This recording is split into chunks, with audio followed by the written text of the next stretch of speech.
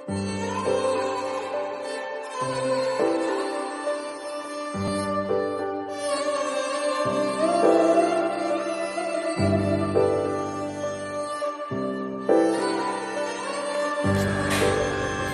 ओम्।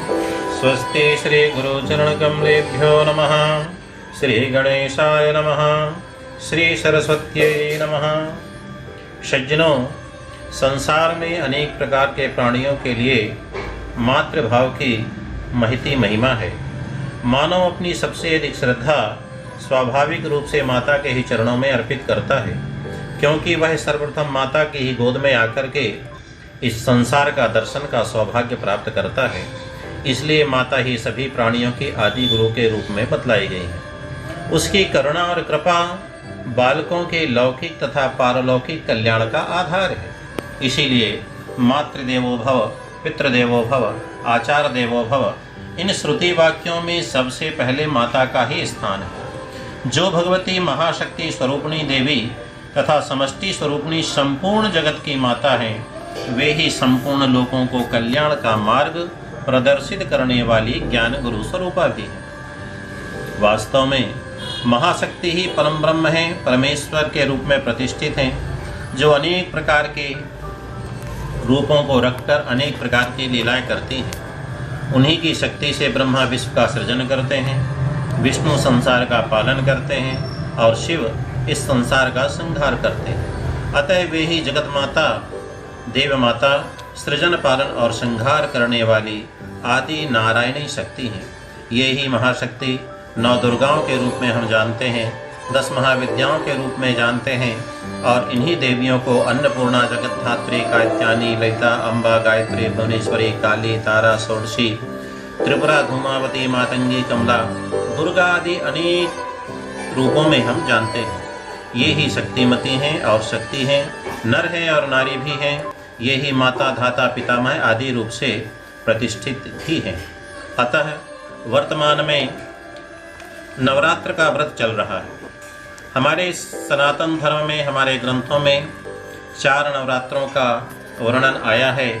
शारदीय नवरात्र, बसंत नवरात्र और 2 गुप्त नवरात्रों के रूप में जानते हैं, जो माघ शुक्ल प्रतिपदा से नवमी पर्यंत तथा दूसरा गुप्त नवरात्र आषाढ़ शुक्ल प्रतिपदा से नवमी पर्यंत मनाया जाता है। नवरात्र के व्रत की हमारे शास्त्रों में अत्यधिक महिमा बतलाई गई है। श्रीमद् देवी भागवत महापुराण के तृतीय स्कंध के 27वें अध्याय में वर्णन आया है।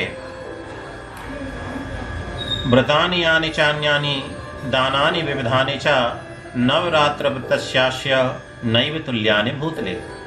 धन धान्य प्रदम नित्यम शुभ संतान वृद्धिदम आयुरारोग्यदम चैव स्वर्गदम मोक्षदम तथा।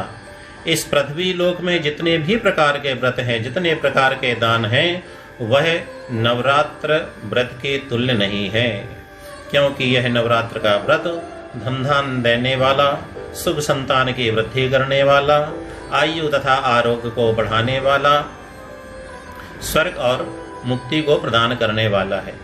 इस नवरात्र के फल से विद्यार्थी व धनार्थी व पुत्रार्थी व भवेन्नरः तेनेदं विधिवत् कार्यं व्रतं सौभाग्यदं शिवम।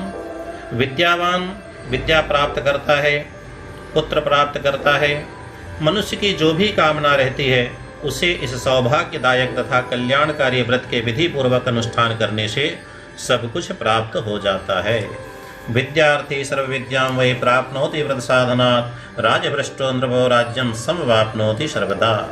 इस व्रत का अनुष्ठान करने से विद्या चाहने वाला विद्या प्राप्त करता है, धन चाहने वाला धन प्राप्त करता है, और जो राजा अपने राज्य से वंचित हो गया है, उसे पुनः राज्य प्राप्त हो जाता है।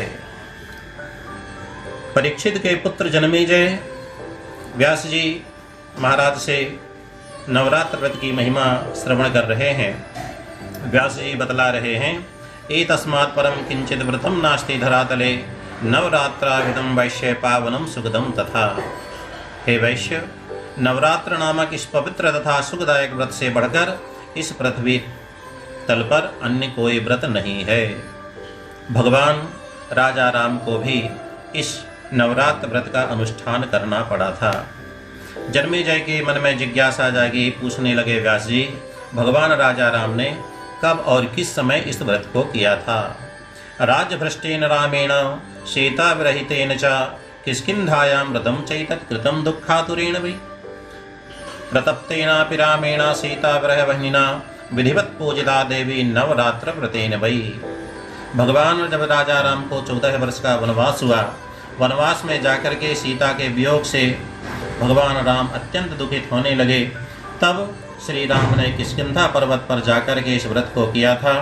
सीता की विरह अग्नि से अत्यधिक संतप्त होकर के श्री राम ने उस समय नवरात्र व्रत के विधान से भगवती जगदम्बा की भली भांति आराधना की थी।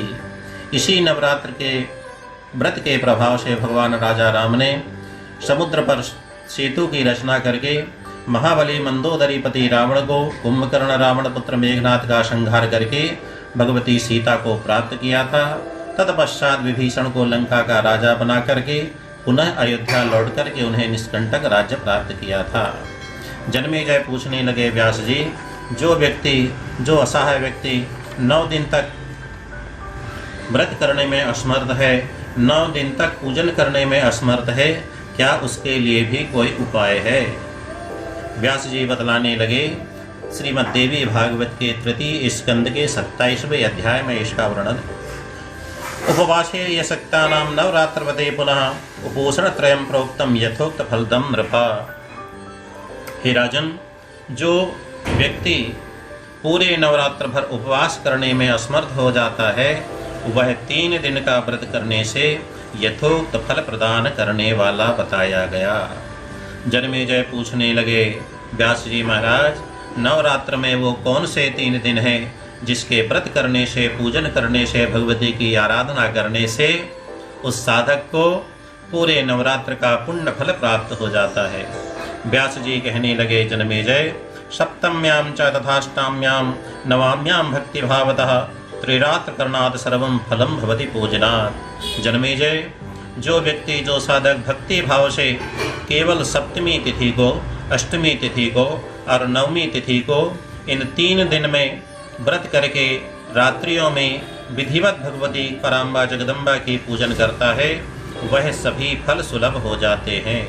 इन 3 दिनों में व्यक्ति को पूजन, हवन, कुमारी पूजन तथा ब्राह्मण भोजन इनको संपन्न करने से वह नवरात्र व्रत पूरा हो जाता है, ऐसा हमारे शास्त्रों में बताया गया है।